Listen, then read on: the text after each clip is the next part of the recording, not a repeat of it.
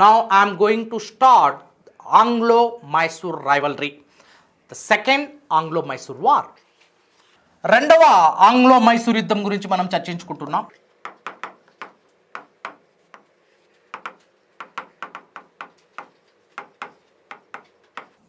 రెండవ ఆంగ్లో-మైసూర్ యుద్ధం from 1780 to 1784. This is the time period of the war between British and Hyder and Tipu Sultan. కారణాలేంటి? ప్రతి ఒక్క యుద్ధానికి కారణం ఉంటుంది. కారణం లేనిది ఏది జనించదు. రైట్? కారణం లేనిది ఏది తలెత్తదు. కారణం అనేది, మూలం అనేది చాలా ఇంపార్టెంట్. సో ఇక్కడ రెండవ ఆంగ్లో-మైసూర్ యుద్ధానికి కారణం ఏంటి అంటే, తను చేసుకున్న సంధిని తామే తూట్లు పొడుస్తున్నారు. బ్రిటిష్ వారు మైసూర్ సుల్తాన్ హైదరాలీతో మద్రాస్ సంధిని చేసుకుని ఆ మద్రాస్ సంధిని తామే తూట్లు పొడుస్తున్నారు. ఇది మనం గమనించాల్సిన ప్రధాన అంశం. రైట్? మరాఠాలు హైదరాలీ మీదికి దాడి చేయడానికి ప్రయత్నించగా కాపాడాల్సిన బాధ్యత మద్రాస్ సంధి ప్రకారం బ్రిటిష్ వారిపై ఉంది. కానీ బ్రిటిష్ వారు తటస్థమైన వైఖరిని ప్రదర్శించారు, తటస్థమైన విధానాన్ని అవలంబించారు. సో మైసూర్ మరాఠా యుద్ధాల సమయంలో బ్రిటిష్ వారు అవలంబించిన తటస్థ వైఖరి.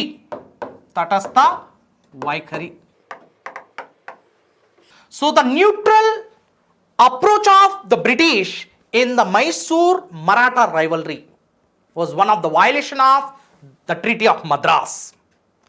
మద్రాస్ సంధికి ఉల్లంఘించడం, దాన్ని తూట్లు పొడవడం అనేది ఎక్కడ జరిగిందంటే మైసూర్ మరాఠా యుద్ధాల్లో మరాఠాలు మైసూర్ మీదకి దాడి చేయడానికి రాగా ఆంగ్లేయులు ఆ దాడిని తిప్పికొట్టాలి మద్రాస్ సంధి ప్రకారం. కానీ ఇక్కడ అలా జరగడం లేదు, తటస్థంగా ఉండిపోతున్నారు.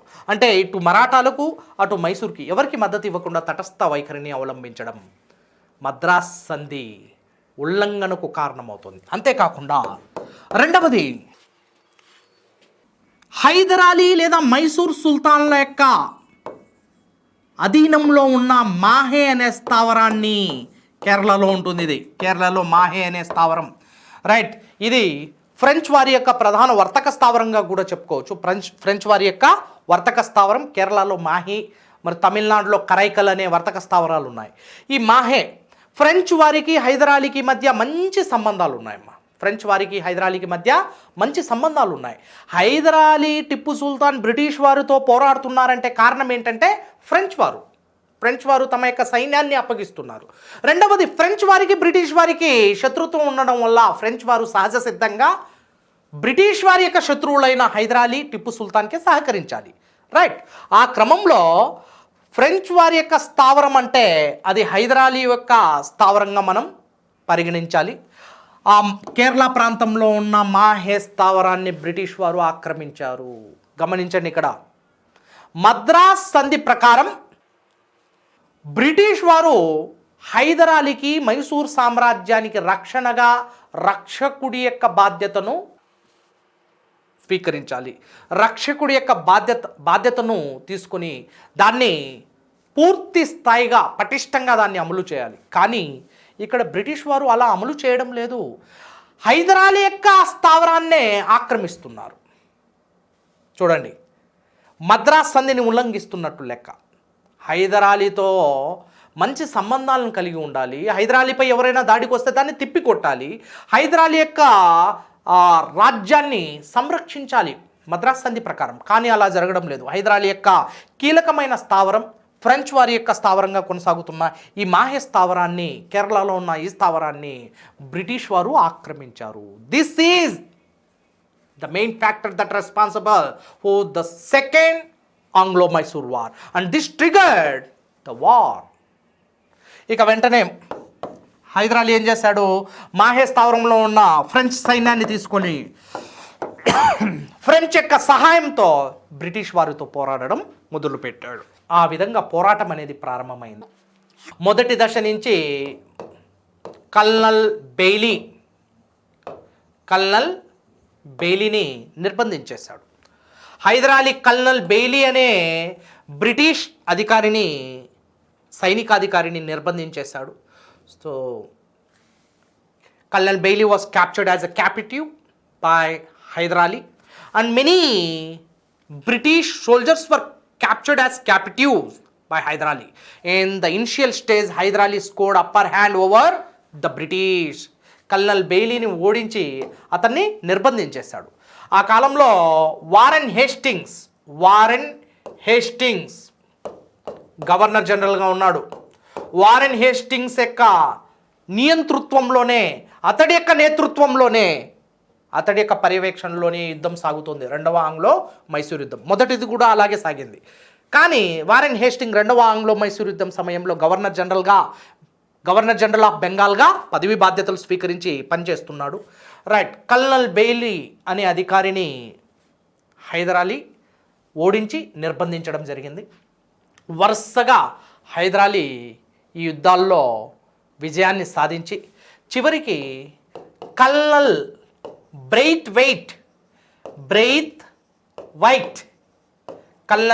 వైట్ అనే మరొక సైనికాధికారి కల్నల్ బెయిలీ స్థానంలో నియమించడం జరిగింది. ఇతన్ని కూడా హైదర్ అలీ నిర్బంధించడం జరిగింది. ఆ విధంగా హైదర్ అలీ వరుసగా యుద్ధాలను చేస్తూ కల్నల్ బెయిలీని, కల్నల్ బ్రెయిత్వైత్ని ఓడించి నిర్బంధించి ఎంతోమంది బ్రిటిష్ సైన్యాన్ని యుద్ధ ఖైదీలుగా తీసుకురావడం జరిగింది. సేనాపతులతో పాటు యుద్ధ ఖైదీలు కోకొల్లలుగా హైదర్ అలీ చేతుల్లో నిర్బంధులుగా, ఖైదీలుగా చిక్కారు. ఇక మనం గమనించాలి, ఇంత ఎక్కువ అసంఖ్యాకంగా బ్రిటిష్ సైనికులు ఖైదీలుగా పట్టుబడిన అనంతరం చిత్తూరు సమీపంలో Narasingapuram site is located the borders of Rayalaseema and Tamil Nadu. Narasingapuram వద్ద హైదర్ అలీ 1782లో యుద్ధం చేస్తూ నేల కొరిగాడు, మరణించాడు. So Hyder Ali was died of cancer వ్యాధితో బాధపడుతున్నాడు ఇతడు. ఈ క్యాన్సర్ వ్యాధి వ్యాపించి అది విస్తృతమై చివరికి తన యొక్క తుది శ్వాస వదిలాడు. ఆ క్రమంలో 1782 నుంచి శేష భాగాన్ని ఎవరు కొనసాగించాడంటే తన యొక్క సుపుత్రుడైన టిప్పు సుల్తాన్ మిగిలిన యుద్ధాన్ని నిర్వహించాడు. Okay, so Tipu Sultan came on to the scene and the rest of the war was continued by Tipu Sultan. And let us discuss the importance of Tipu Sultan with respect to the second war, Anglo-Mysore War. ఇక టిప్పు సుల్తాన్ ఏ విధంగా ఈ యుద్ధాన్ని నిర్వహిస్తున్నాడో చూద్దాం. Tipu Sultan came to the scene. మనం టిప్పు సుల్తాన్ గురించి, అతడి యొక్క సంస్కరణల గురించి పూర్తి స్థాయిలో మనం చర్చించుకోవడం జరిగింది.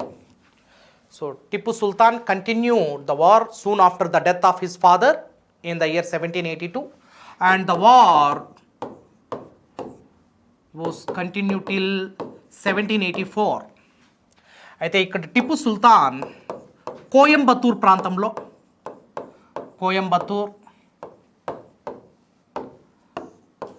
Dindigul was the famous site of the Mysore sultans. Dindigul ప్రాంతంలో మైసూర్ సుల్తాన్ల యొక్క పెద్ద బెటాలియన్లు ఉండేవి Dindigul. And more over Hyder Ali was the ఫౌజ్దార్ of Dindigul. Dindigul is located in Tamil Nadu ప్రాంతంలో ఉన్నాయి ఇవన్నీ. దిండిగల్, తిరుచునాపల్లి,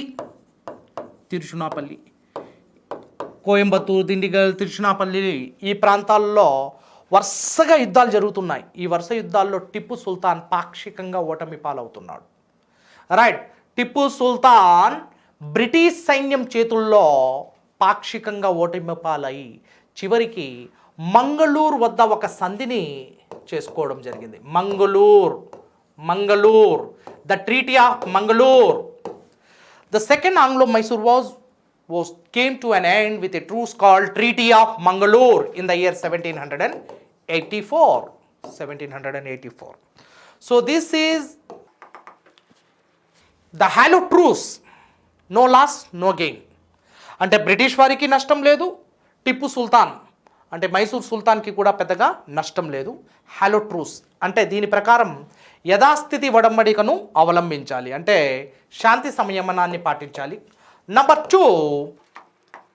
టూ ఆక్రమించిన రాజ్యాల్ని తిరిగి అవి ఎవరికైతే చెందుతాయో వారికి అప్పగించాలి. So the conquered territory shall be return to the respective holders as per the provision of the treaty of Mangalore held between Tipu Sultan and Warren Hastings in the year 1784. ఆక్రమించిన రాజ్యాలను తిరిగి వాపసు చేయాలి, ఇకపై శాంతి సంయమనాన్ని పాటించాలి. రైట్, యుద్ధంలో బ్రిటిష్ ఈస్ట్ ఇండియా కంపెనీకి జరిగిన నష్టపరిహారాన్ని టిప్పు సుల్తాన్ భరించాలి. So Tipu Sultan shall pay the war indemnity to the British East India company. So నష్టపరిహారాన్ని చెల్లించాలి. So these are the provisions of the treaty of Mangalore held between Tipu Sultan and Warren Hastings in the year 1784. Thus, the second Anglo-Mysore rivalry came to an end with a truce called Treaty of Mangalore. This point can be added. Okay. Next, third Anglo-Mysore rivalry. Let us discuss the third Anglo-Mysore rivalry. So ఇక్కడ పాల్ఘాట్ ప్రాంతం కూడా ఉంది. పాల్ఘాట్ ప్రాంతంలో కూడా టిప్పు సుల్తాన్ ఒక మోస్తరు ఓటమి పాలవుతున్నాడు. పాల్ఘాట్, దిండిగల్, తిరుచునాపల్లి ఈ ప్రాంతాల్లో ఓటమి పాలవుతున్నాడు. Third ఆంగ్లో-మైసూర్ rivalry.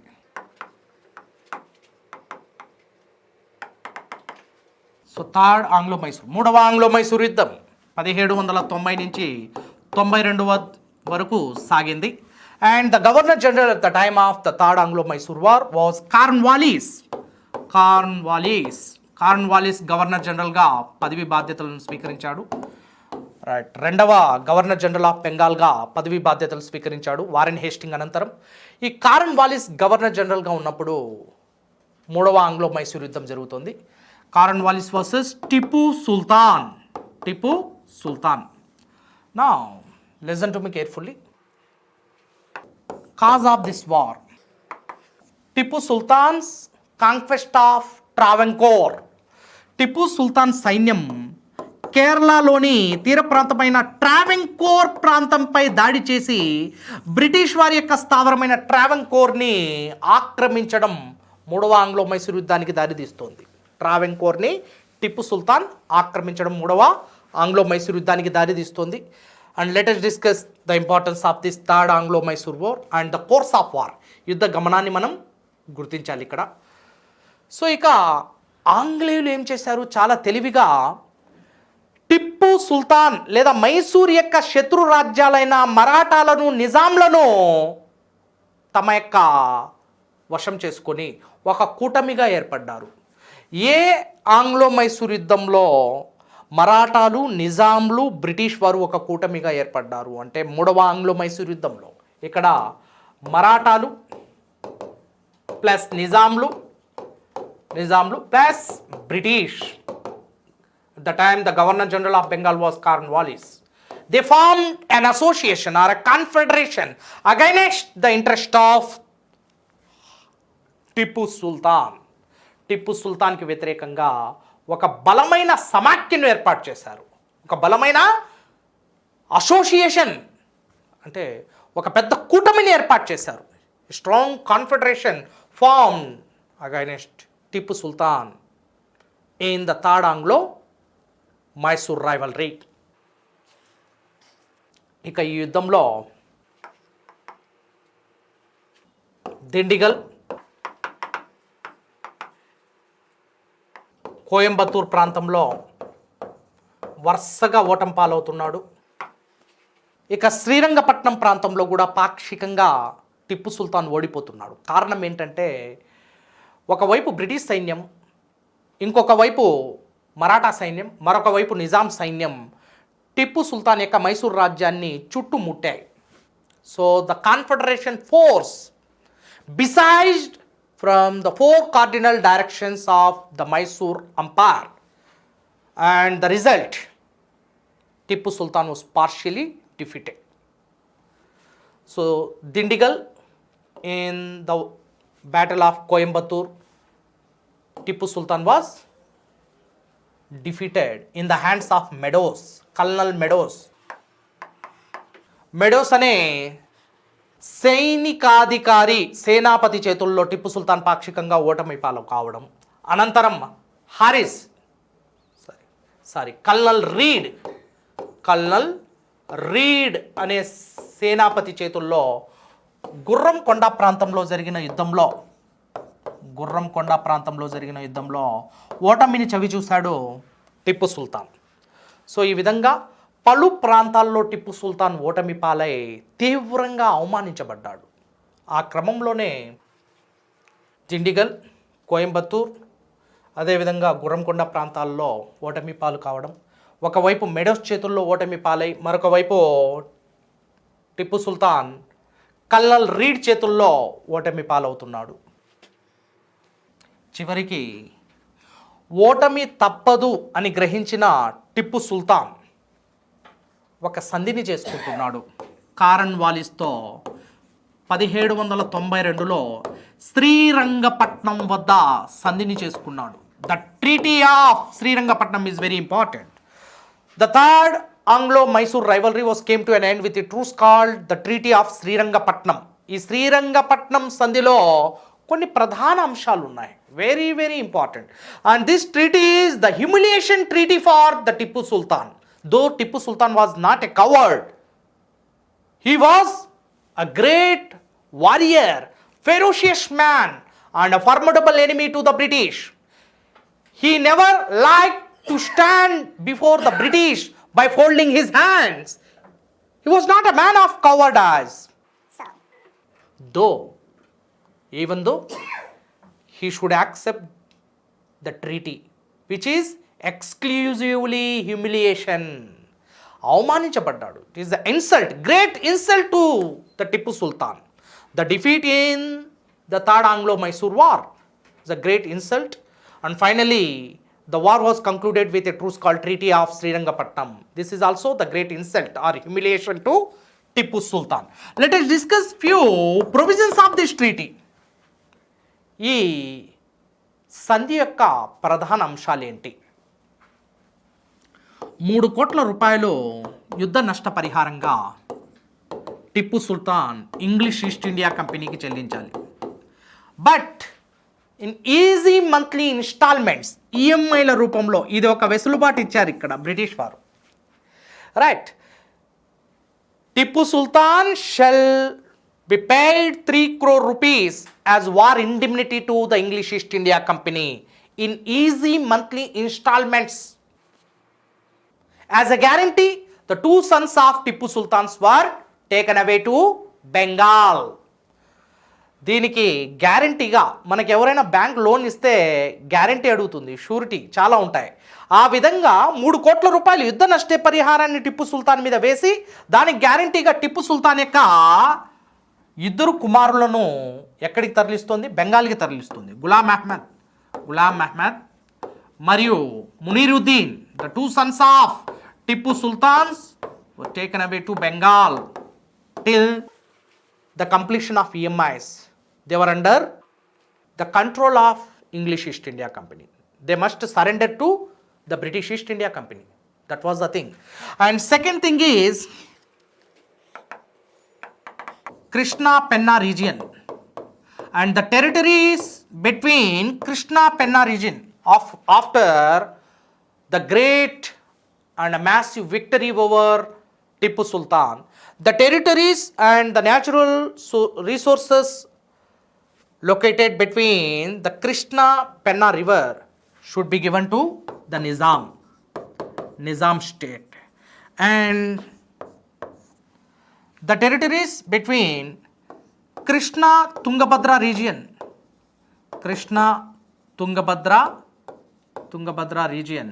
should be given to the Marathas,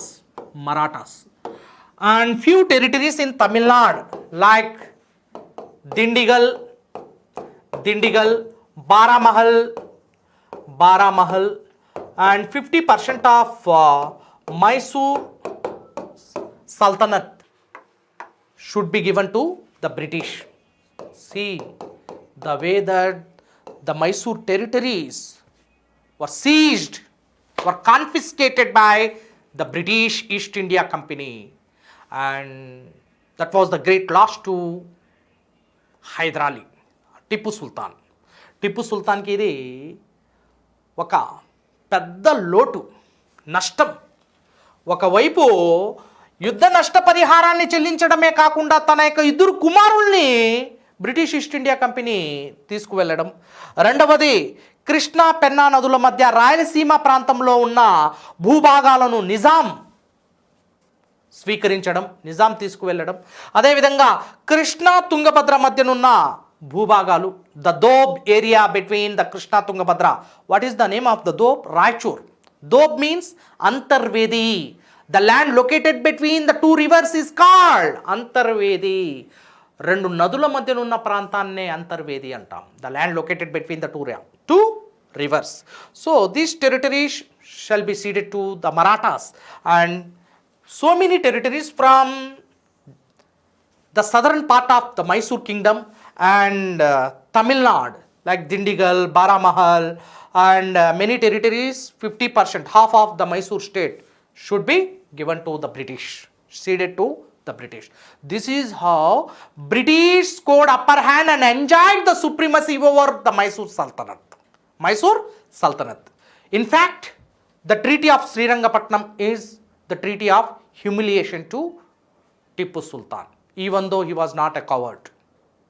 Now what happened? Tipu Sultan was not a man of cowardice. He doesn't like to stand before the British by folding his hands, చేతులు కట్టుకొని British వారి ముందు నిలబడే స్వభావం కాదు ఇతడిది. గొప్ప ధీరుడు, వీరుడు, సూర్యుడు, ఏక్రాట్, నవరాట్, సామ్రాట్, విరాట్ అనే మన ప్రాచీన చరిత్రలో చక్రవర్తులు ధరించిన బిరుదులు ఉంటాయి చూడండి, వాటికి సమానమైన వాడు టిప్పు సుల్తాన్. అంతటి గొప్ప ధీరుడు. కానీ ఈ శ్రీరంగపట్నం సంధిని అతడు ఆ సంధితో అవమానించబడినప్పటికీ తదనంతరం అతడు ఖాళీగా కూర్చోలేదు. తన ఇద్దరు కుమారుల్ని బ్రిటిష్ వారు తీసుకువెళ్ళినప్పటికీ 4వ యుద్ధాన్ని ప్రకటిస్తున్నాడు, the Anglo-French rivalry, and the last episode of this rivalry, and the 4th Anglo-Mysore War under Lord Wellesley and Tipu Sultan. 4వ ఆంగ్లో-మైసూర్ యుద్ధం. కారణం ఏంటి? ఏ కారణం వల్ల 4వ ఆంగ్లో-మైసూర్ యుద్ధం ప్రారంభమైంది? Cause of the 4th Anglo-Mysore War is Tipu Sultan's rejection of the subsidiary alliance. Tipu Sultan refused to sign over the subsidiary alliance. సైన్య సహకార పద్ధతిపై టిప్పు సుల్తాన్ సంతకం చేయడం, ఖండించడం, దాన్ని నిరాకరించడంతో 4వ ఆంగ్లో-మైసూర్ యుద్ధం ప్రారంభమవుతుంది. ఒకవైపు బలవంతం చేస్తున్నాడు lord Wellesley. The war was started in the year 1799, but prior to the war, 1 year of the war beginning, Lord Wellesley founded, Lord Wellesley, an imperialist, started an imperialist policy called subsidiary alliance in the year 1798. So on the basis of this policy, so British East India Company is capable to give subsidiary force to protect the princely state. And the princely state which signed over the policies came to be known as signatory state.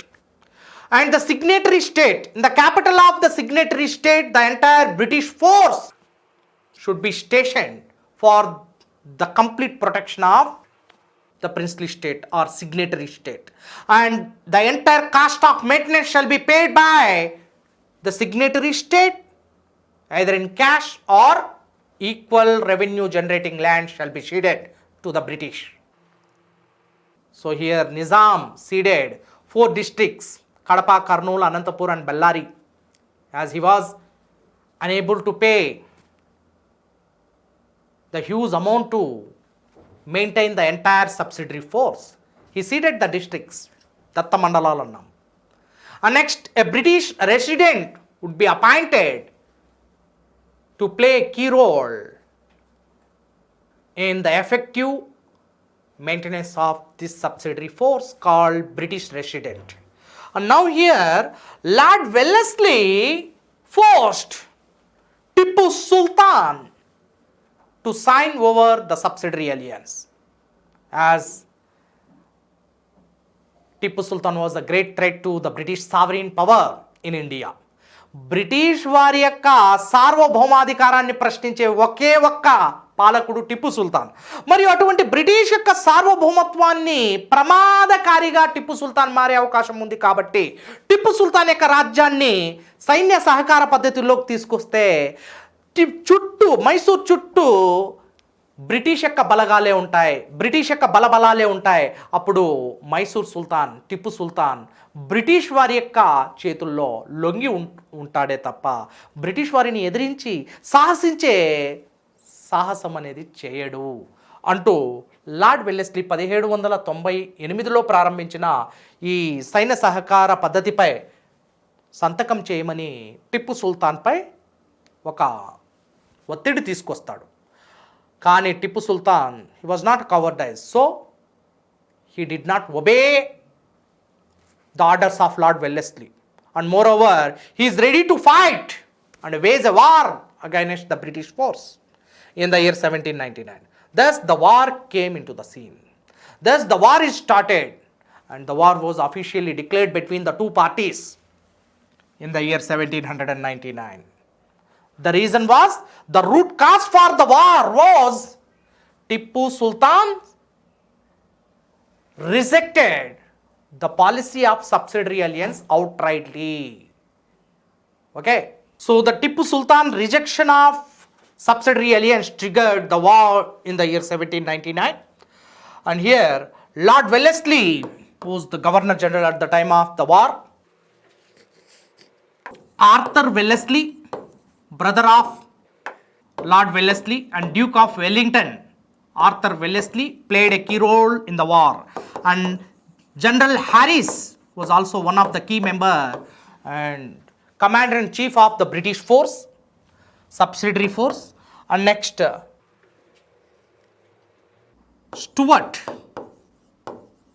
the one who killed Tipu Sultan in the war on 4th May 1799. Okay, let us discuss these important events of this war. Due course of the war, number 1, Srirangampatanam was captured outrightly. Srirangampatanam was captured by the British Commander-in-Chief General Harris. And next, number 2, Arthur Wellesley conquered Mysore. Thus the Fort Mysore came under the control of British in the war. And next, on 4th May 1799, General Stuart killed Tipu Sultan. Thus the Tipu Sultan died in the war while fighting against the British. He died on the river bank of Kaveri near Srirangampatanam in the year 1799, May 4th. And Stuart was the responsible person for the death of Tipu Sultan. Tipu సుల్తాన్ని కాల్చి చంపేస్తున్నాడు మే 4, 1799లో. అయితే ఇక్కడ 4వ Anglo Mysore యుద్ధంలో Arthur Wellesley Tipu సుల్తాన్ని అంతమొందించేందుకు గాను కుట్ర కుతంత్రం అనే ఒక అంశాన్ని ప్రయోగిస్తున్నాడు. టిప్పు సుల్తాన్ యొక్క సేనానులైన పూర్ణయ్య మరియు కమ్రుద్దీన్ అనే ఇద్దరిని తమ వైపుకు తిప్పుకున్నాడు. వీరిని పూర్తిగా కొనుగోలు చేశాడు ఎవరు? Wellesley, the governor general of Bengal. Wellesley had a conspiracy and secret alliance with Purnaya and Kamruddin, the commander-in-chiefs of our battalion of Mysore state are Tipu Sultan. Tipu Sultan యొక్క బెటాలియన్కి అధిపతులైన పూర్ణయ్య ఖమ్రుద్దీన్తో కుట్రను పన్ని వెల్లెస్లీ మైసూర్ని పట్టుకుంటున్నాడు. So this is how the Mysore army surrendered before the British force. Purnaiah and Kamruddin hatched a conspiracy with Wellesley. ఈ విధంగా వెల్లెస్లీకి అమ్ముడుపోయి చివరికి మైసూర్ సైన్యాన్ని పూర్తిగా బ్రిటిష్ పక్షంలోకి తీసుకొస్తున్నారు. ఆ క్రమంలో టిప్పు సుల్తాన్ ఒంటరిగా ఏకాకిగా పోరాడుతూ కావేరీ నది ఒడ్డున యుద్ధం చేస్తూ బ్రిటిష్ అధికారి స్టూవర్ట్ కాల్చగా ఆ కాల్పుల్లో మరణిస్తున్నాడు టిప్పు సుల్తాన్. ఈ విధంగా మైసూర్ దిగ్గజం, మైసూర్ తేజస్సు, మైసూర్ కిరణం అస్తమించింది 1799 మే 4వ తేదీన. సో క్రమంగా మైసూర్ అనేది ఎవరి చేతుల్లోకి వస్తుందంటే బ్రిటిష్ వారి చేతుల్లోకి మైసూర్ రావడం జరిగింది. కొన్ని భూభాగాలను మరాఠాలకు ఇచ్చారు, కొన్ని తమ యొక్క మద్దతుదారులైన నిజాంలతో పంచిపెట్టుకోవడం జరిగింది. అనంతరం మైసూర్ని 1799లో ఆనాటి పాలకుడు చిక్కా కృష్ణరాజ వడయార్ త్రీని సైన్య సహకార పద్ధతిపై సంతకం చేయమని వెల్లెస్లీ ప్రోద్బలం చేయడంతో, ఒత్తిడి తీసుకురావడంతో వెల్లెస్లీ యొక్క ఒత్తిడితో కృష్ణరాజ వడయార్ 1799లో మైసూర్ని సైన్య సహకార పద్ధతిలో విలీనం చేయడం జరిగింది. నెక్స్ట్ నెంబర్ 2, 1831లో ఆనాటి William Bentinck the governor general of Bengal and then he became the governor general of India. He was the first governor general of India. He conquered Mysore from the control of Wadayars.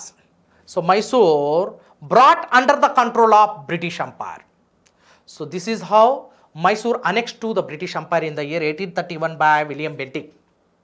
చూడండి, వడయార్ల యొక్క పాలన నుంచి మైసూర్ ప్రాంతాన్ని William Bentinck British రాజ్యంలో కలిపివేయడం జరిగింది 1831లో. But soon after in the year 1882, after 50 years of